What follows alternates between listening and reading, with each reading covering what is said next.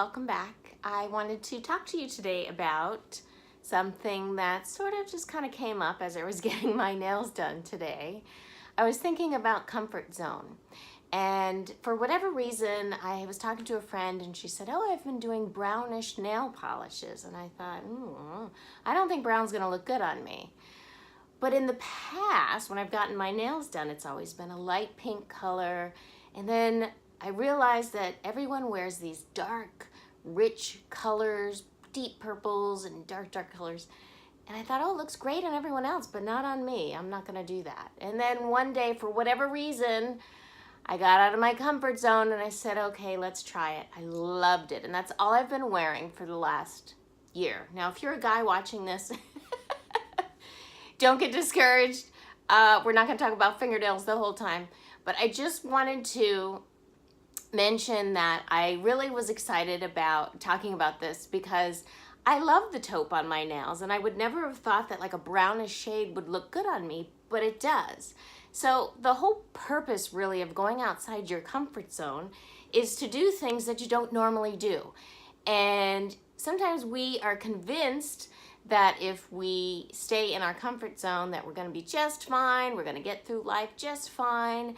And of course, yeah, you probably will, but you're missing out on so much joy.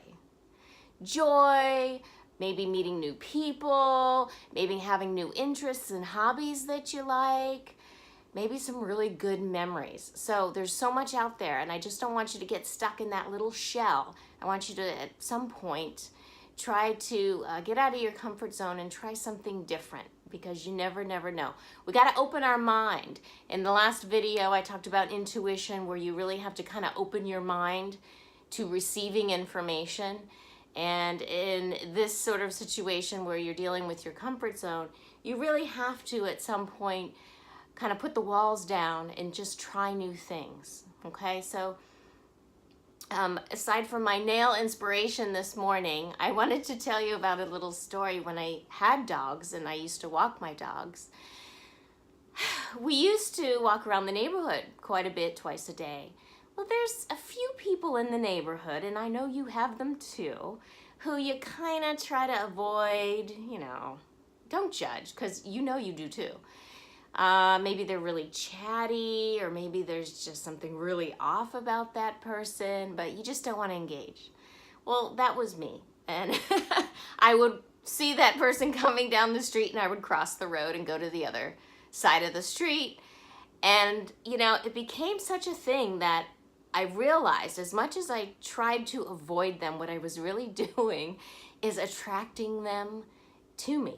So I would walk down the street and I would see them and I would cross the road and they would do the same thing. And it just boggled my mind. And I would always end up having to have this weird conversation with this person. And I'm not a chit-chatty, how's the weather today kind of person. So I would hide behind the tree and do all those things to avoid these people. And it just never worked. And so one day I was like, you know what? I'm going to change the script. Okay? I am just going to engage them when they walk past me. I'm going to give them a smile. I'm even going to look them in the eye. I'm not going to cross the street. I'm going to be open. I'm going to be receptive. I'm going to see what happens. So we're going down the street and I see this person coming down, and so I stay on my side of the street and we're walking towards each other, and I even looked that person in the eye and I said, oh, hello, how are you today? And they said, oh, fine, thank you, have a good day, and just kept walking. And I was like, what? Here I am trying to avoid them at all costs. I made this giant mountain out of a molehill for nothing. It was all in my head. And sometimes we just have to get out of our own head, right? It's not such a big deal. We make things such a big deal, and it's so ridiculous. Color of our nails, kind of trying to avoid people, it's just not gonna work. So just open your mind, change the script, and be receptive. Okay, so there's a few times in my life that I can think of that this really, really worked out for me. And one time is when I was dating this guy who was a photographer. And he was, at the time, doing some work for an agency that had child actors, and so he was doing their headshots. And so kids are really easy. As far as makeup goes, it's just powder, blush, and basically chapstick, colored chapstick maybe. And he wanted me to help him one day because he couldn't find a makeup artist. And I said, oh, no, no, no, no. I'm not a makeup artist. I'm not qualified to do that. And he looked at me and he's like, but it's just powder, blush, and chapstick. Almost like, you know, you're a girl. That can't be too challenging for you. But to be honest, it kind of was. It was really outside my comfort zone. Growing up as a kid, my mom was a little bit of a tomboy. My sisters were tomboys. So I didn't really have anyone to show me how to do all those girly things. I was self-taught. And to be honest, I never had a lot of confidence in things like makeup. So I didn't wear a lot of makeup. I wasn't a makeup kind of gal. I was pretty much the girl next door, pretty much most of my life. So I said, you know what? I like this guy.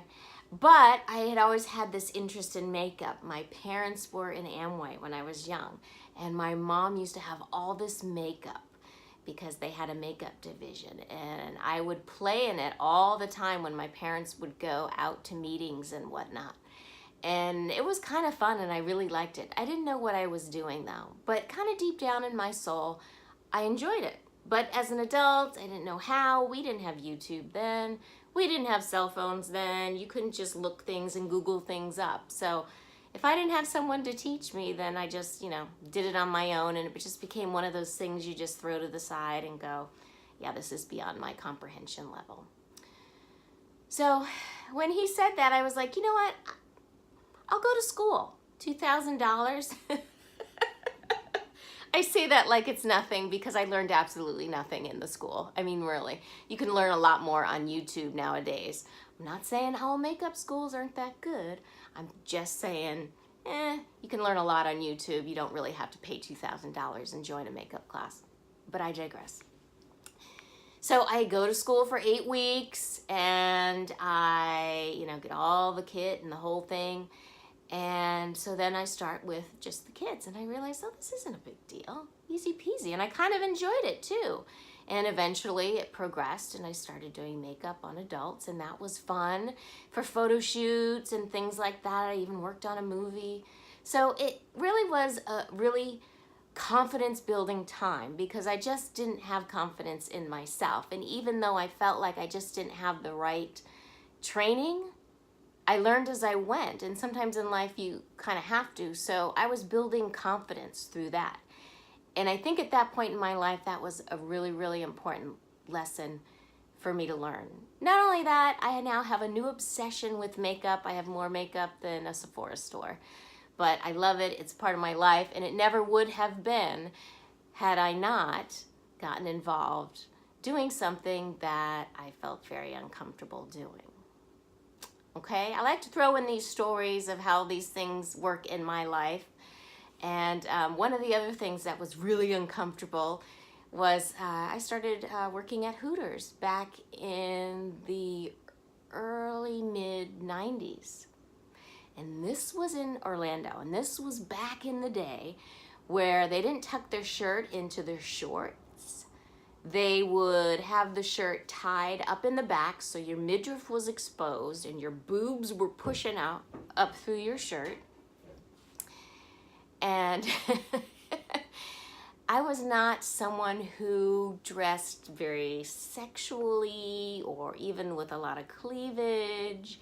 I was kind of a preppy girl, but I was dating someone again at the time, and he had a friend who was like a mother figure to him who worked there. And I met her, and she was super sweet and not at all what I thought you had to be a Hooter girl. So I thought, okay, this is cool, I'll do that. I had been working in different industries after college and was so unhappy with all of them. I sort of thought, well, I haven't tried this, so let me try this. So it was really my first time ever working as a server. So that was new. That was coming out of my comfort zone as well. But we would have these meetings before every shift. And when the meeting was over, you would turn around and the manager would come and he would grab your shirt from the back and you would hold your boobs like this so that they would push out from your shirt, and then he would crank the t-shirt and tie it in a knot. So everything, your midriff was exposed and your boobs were out. I mean, you know, you're wearing these shorty shorts to begin with, sleeveless shirt. I mean, you're very vulnerable, you're very exposed. And that was a really uncomfortable moment, but so glad I did it because working there was really a lot of fun. I met so many good friends and it was just a great experience all around. So sometimes you really have to go outside your comfort zone to reap the rewards of something that you maybe didn't even know was missing in your life. And I have to look back on my time in Florida and say that those were some of the most fulfilling times, because we really had a good time. And you should be having a good time in your young 20s, you know, as long as you're not doing something reckless. But we were just having a good time celebrating life, and I am so glad that I had that experience. Now, my most recent experience that I can relate this to is the situation that I'm in right now.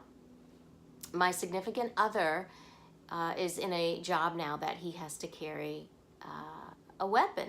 So having a gun in the house was something new to me because I was not a fan of guns. I didn't want to be around them. I didn't want to see them. They don't interest me in any way. As a matter of fact, I used to enjoy sitting out on my deck when I did have my dogs, and we had a neighbor who would shoot his BB gun into a target in his yard. And I think it was in his garage, actually. And my dog would freak out, and she was freaking out because I was freaking out. I didn't like the noise. It upset me. It bothered me. It just made me uncomfortable. You know, you start to think of these things. Right now, in the world, we're having a lot of issues with guns and gun control. So it wasn't something that I was comfortable being around. The noise, it just, every time I would jump, I would jump. Well, now that we have a gun in the house, Peter, I said his name. I try not to say names in these videos. My significant other was like, you know, you want to go to the range? He was trying to teach me things at home, but unless you fire the gun, there's certain things that you're just never going to learn. And I kept making excuses. Oh, no, not today. This, that, and the other. I have a headache, whatever. And I knew at some point he was not going to stop asking me because he was really concerned that I, you know, learn how to protect myself and learn how to use this weapon since it was going to be in the house. So one day I was like, okay, you know, there's no way to avoid this. I just got to get it over with. Next time he asks, I'm just going to say yes. So he asked me, hey, you want to go to the range today? And he goes, no, of course, just to mock me before I had a chance to answer. And I said, yeah, let's do it. Let's go. Really? Like, he was so excited. It was like a little boy at Christmas time. I was like, yeah, let's go. So we go to the range, and you know when you walk into the range, it's, you know, there's sort of a row, and there's people all in these little cubicles, and they're firing different kinds of weapons. Some are louder than others, some are rapid fire, some aren't. It's very, if you're not used to the noise, you just don't know when it's coming, and it's very alarming. And even though I had earplugs in and the earbuds on, the ear protection on, every time someone would fire a weapon, I would jump like that. And I was already nervous. I was already like shaken. I was so scared. But, you know, it just wasn't for me. And we started shooting, and he started teaching me things. And, you know, I noticed that I actually kind of enjoyed it, you know. And I started to get a little bit more relaxed. And I actually had a really good day that first day out.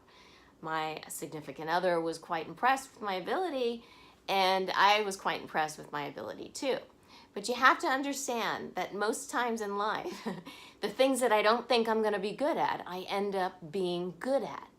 And so now I just joined a women's gun league, and we can do some, you know, things where I learn new techniques and go to school and do classes, and I want to do some competitive shooting. I think that would be really lots of fun.